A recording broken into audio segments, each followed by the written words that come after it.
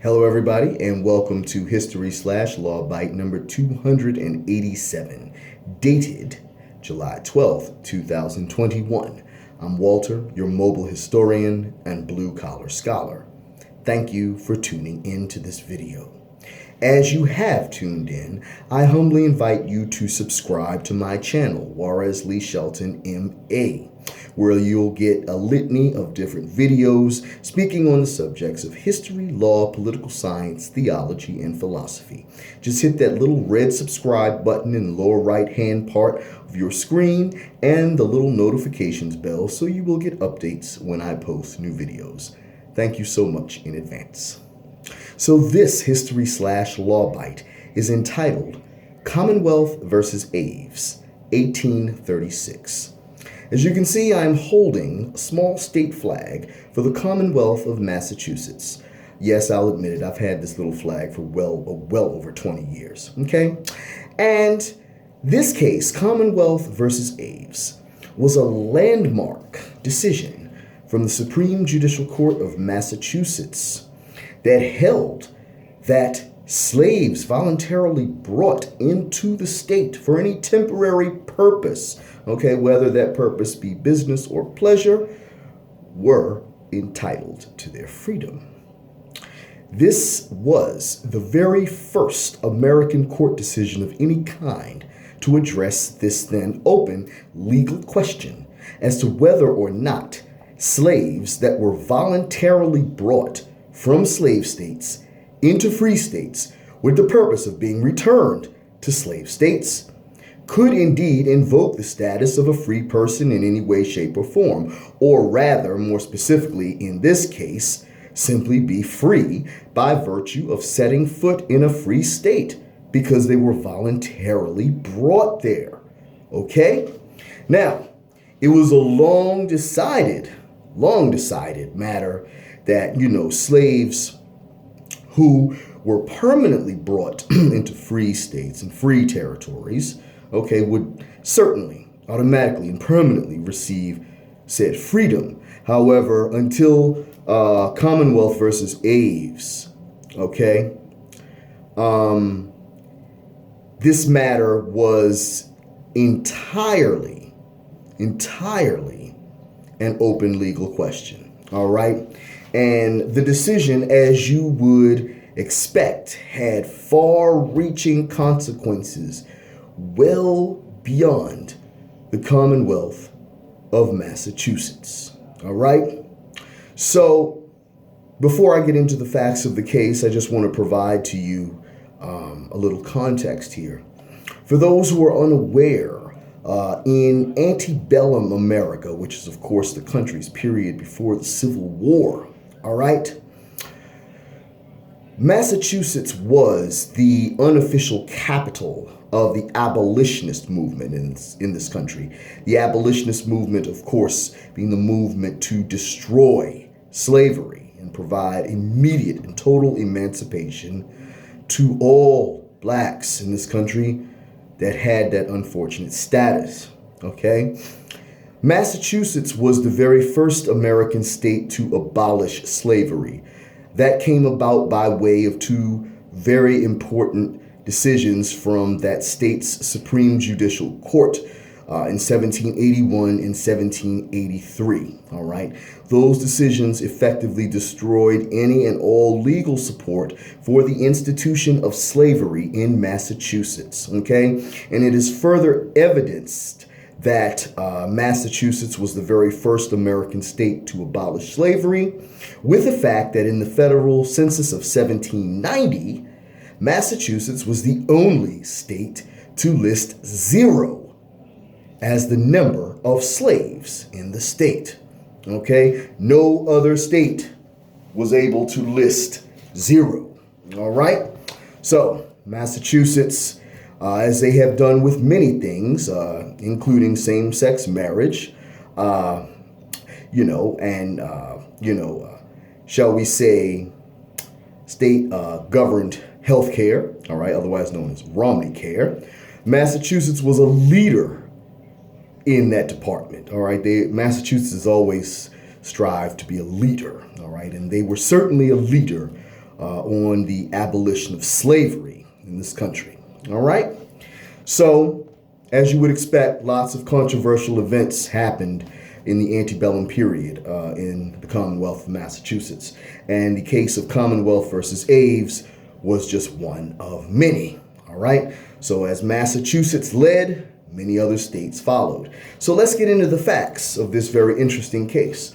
So in 1836, a woman by the name of Mary Butler traveled to Boston, Massachusetts, from her home in New Orleans, Louisiana. With her was a 6-year-old slave girl named Med, all right? Miss Slater was going to Boston, stay for a while with her dear father, all right, Thomas Aves, okay? And while she was there, all right, she developed some sort of sickness. You know, she probably caught a really bad cold of sorts, you know, coming from Louisiana to Massachusetts, you know, that's big temperature difference, all right? So while she recovered, her father, Thomas Aves, cared for little Med while, she bounced back to health, all right? This didn't exactly take a short amount of time either, all right? So, as you would expect, like I said, Boston was the epicenter of the anti-slavery movement in the country, and people started wondering, well, why does Mr. Aves have this little black girl? What is she? You know, people started to wonder and talk. You know how people are. So, in any case, they noticed it, and people took a genuine interest in this. I might be putting too much emphasis, but you have to understand that the thought of a slave in Boston, Massachusetts in the 1830s was absolutely unthinkable, folks. Okay? So, groups such as the Boston Female Anti-Slavery Society, you know, and other abolitionists, okay, and interested parties sought a writ of habeas corpus against Mr. Thomas Aves, inquiring specifically by what right of authority was he holding little Med, all right? When he responded that he was his daughter's agent, okay, the matter, the writ of habeas corpus was granted, and it would be heard by the Supreme Judicial Court of Massachusetts, all right? Based on the way the courts were designed in Massachusetts in the 19th century, the Supreme Judicial Court had a whole lot of authority to decide matters that went beyond just mere appellate actions, all right? It also had, certain trial powers as well, all right? So, with that in mind, the Supreme Judicial Court, presided over by the great legendary Chief Justice Lemuel Shaw, heard arguments in this case for 10 hours, probably only with about one recess involved. Yeah, they were soldiers. And what was at issue was whether or not, as indicated by the facts and the context I just gave you, whether or not a slave became free when a master temporarily brought them into a free state with the intent of taking them back out of the free state into the slave state from whence they came, okay? Now, as I said before, no court in America had ever passed judgment upon that question. All right. And it was very settled law that when a slave was permanently brought from a slave state into a free state, then that slave would automatically become free, no questions asked. All right. But, okay, the former issue of whether or not a slave temporarily in residence in a free state with the owner's intent of taking them back into a slave state, the issue of whether or not that slave would automatically become free was an open legal question, okay? And lucky for the Supreme Judicial Court of Massachusetts, yay, ladies and gentlemen, they would become the first state Supreme Court in the nation to decide the matter. So, With that in mind, petitioners, during the course of the oral argument, the Commonwealth of Massachusetts, argued quite firmly that since the state of Massachusetts, the Commonwealth, had abolished slavery way back in 1783, was that 50 years earlier, slavery could not be recognized unless it was specifically permitted by positive law. What do I mean by positive law? A law specifically saying slavery is allowed here, okay? Therefore, the child Med was entitled to her freedom by virtue of being transported into the Commonwealth of Massachusetts voluntarily, okay? Her owner, Miss Slater, had voluntarily brought her into Massachusetts. And that, according to the petitioners, meant that Med was free. After all, she had voluntarily been brought into a free state. Okay? The respondents, representing the respondent Aves and his counsel, represented, his counsel was actually future U.S. Supreme Court Justice Benjamin Curtis. All right? And Curtis, was Aves' counsel, argued that the U.S. Constitution, of course, required at the time the return of fugitives to slave states, otherwise known as the Fugitive Slave Clause. And such a requirement alone diluted the argument that the state was putting forth that a slave should receive automatic freedom by virtue of transport to a free state. Additionally, according to the respondents, Massachusetts should respect the comity principles in play here and respect Med's status as a slave under the laws of the state of Louisiana. Curtis argued that morality was not at issue here, and that only the law mattered.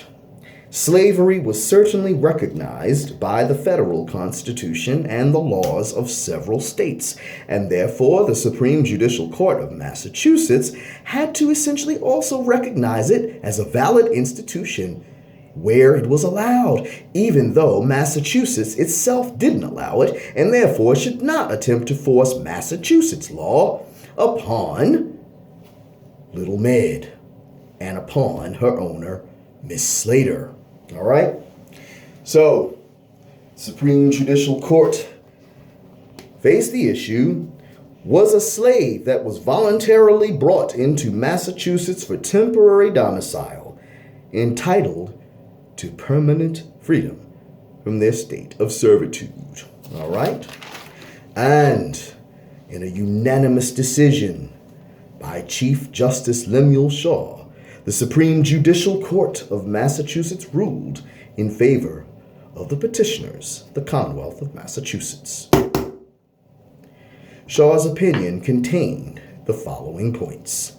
First, Massachusetts had long abolished slavery, like I said, in between 1781 and 1783, so that's more than 50 years earlier before this decision. And thus it had no legal sanction by the laws of the state of Massachusetts. Thus the rights of slaveholders could not be exercised outside of recovering fugitives, something Little Med was not. Number two, Chief Justice Shaw held that, quote, by the general and now well-established law of the Commonwealth, bond slavery cannot exist, as it is contrary to natural right and repugnant to numerous provisions of the Constitution and laws. End quote. Number three, Shaw referenced a litany of different American and international court decisions and legislation on the subject of slavery and slaves in unique situations. Heavy emphasis was put on the landmark Somerset decision in 1772, which declared that a slave reaching the free soil of England was automatically free. All the decisions and laws, rather official acts that Shaw cited in his opinion certainly served to further his point that once brought into Massachusetts, regardless of the amount of time there, the slave became free. Like I said, and heavy emphasis was definitely put on the Somerset decision, of which, automatically granted freedom to a slave that was removed from slave territory onto the free soil of England. Somerset was a very, very important decision regarding slave status coming from slave territory onto free territory and becoming automatically free by virtue of stepping foot onto free territory. The owners had no right of recovery once they got to that free territory. All right? So, with that, Shaw conceded that although the Fugitive Slave Clause in the U.S. Constitution required the return of runaways to their owner, all right, Med wasn't a runaway. She wasn't a fugitive. She was a 6-year-old little girl who was voluntarily brought to Massachusetts by Mrs. Mary Slater. All right? Med didn't run. She was brought there. Okay? Therefore, little Med could not be treated as a fugitive to be returned to an owner. It was a totally different situation. Med didn't escape from a plantation and then run thousands of miles to Massachusetts. She was brought there. Totally different situation. I don't even know why he brought the Fugitive Slave Clause up, Benjamin Curtis. But I'm glad Chief Justice Shaw destroyed Curtis's argument that he was trying to make using the Fugitive Slave Clause, which had nothing to do with this case whatsoever. Next, Mary Slater thus had voluntarily brought Med into Massachusetts, and as it was a free state, she was not allowed to exercise her property rights in a slave while in residence in the Commonwealth of Massachusetts. Indeed, all persons coming within the limits of a state, according to Chief Justice Shaw, become subject to all of its municipal laws, civil and criminal, and entitled to the privileges which those laws confer. This rule applies to blacks as well as whites. All right? Well said. Next, Shaw destroyed the comity argument. All right? Comity is respect for the laws of other states. All right? Remember, that was put forth by Curtis. All right? Shaw destroyed that, as he held that applying Louisiana's law in this situation would be wholly repugnant to the laws of Massachusetts. And indeed, that would have been, okay?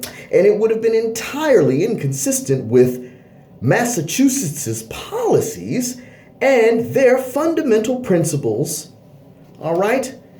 And thus, not applicable here, all right? Comity did not have to be respected when another state's laws just ran wholeheartedly, boom, afoul with another state's laws, okay? They want slavery, we don't allow it, okay? Screw them. All right, we do not have to respect that, except, unfortunately, in the case of fugitives as mandated by the U.S. Constitution. But outside of fugitives, you people are on your own, basically. All right? So, next, Shaw cited several judicial decisions from the South where it had been recognized that slaves that were voluntarily taken into free states would be recognized as free. All right? The court reasoned that an owner of a slave in another state where slavery is allowed, voluntarily bringing them into Massachusetts, had no authority to detain that slave against their will or to carry them out of Massachusetts against their consent for the purpose of being held in slavery. All right. So basically, once the slave was voluntarily brought into Massachusetts, the slave could claim freedom, and the former owner could not forcibly take them out of the state. They would have no legal backing. Okay, the state of Massachusetts would not enforce, okay, an owner's right in chattel slavery while in Massachusetts. Okay, the former owner had no right to carry them out of the state. All right. and, certainly did not have the right to detain them and treat them as a slave in Massachusetts because Massachusetts didn't allow slavery. Are you getting this? Good. It's pretty straightforward. All right. So once a slave was brought into Massachusetts, regardless of the purpose, the reason, the amount of time, that person was free. End of story. The slaveholder could not exercise any rights of property in a slave in Massachusetts. All right. The only exception was to reclaim a fugitive. That doesn't apply here because Little Med was not a fugitive. Okay. So, thus to sum it all, Slater, Miss Mary Slater, was barred from taking Med back to Louisiana. All right. And she was placed in the custody of a court-appointed guardian. All right. And soon was turned over to a local women's abolitionist organization before she was ultimately adopted by Mr. Isaac Knapp, publisher of the leading abolitionist newspaper in Boston known as The Liberator. I'm sure you've heard of that. Run by famous abolitionist Mr. William Lloyd Garrison. All right? So, all that said, Aves was the very first American court decision rendered on the subject of temporarily domiciled slaves in free states. Okay? And as I said in the very beginning, the Aves decision had far-reaching effects well beyond Massachusetts. All right? So the Aves decision being the very first court decision, and more specifically state Supreme Court decision, ever touched this matter. All right? It was widely cited, okay, by many other northern states, all right, as a persuasive precedent on the subject. All right. The very first northern state to apply it as a persuasive precedent was Connecticut a year later in 1837 with the case of Jackson versus Bullock. All right.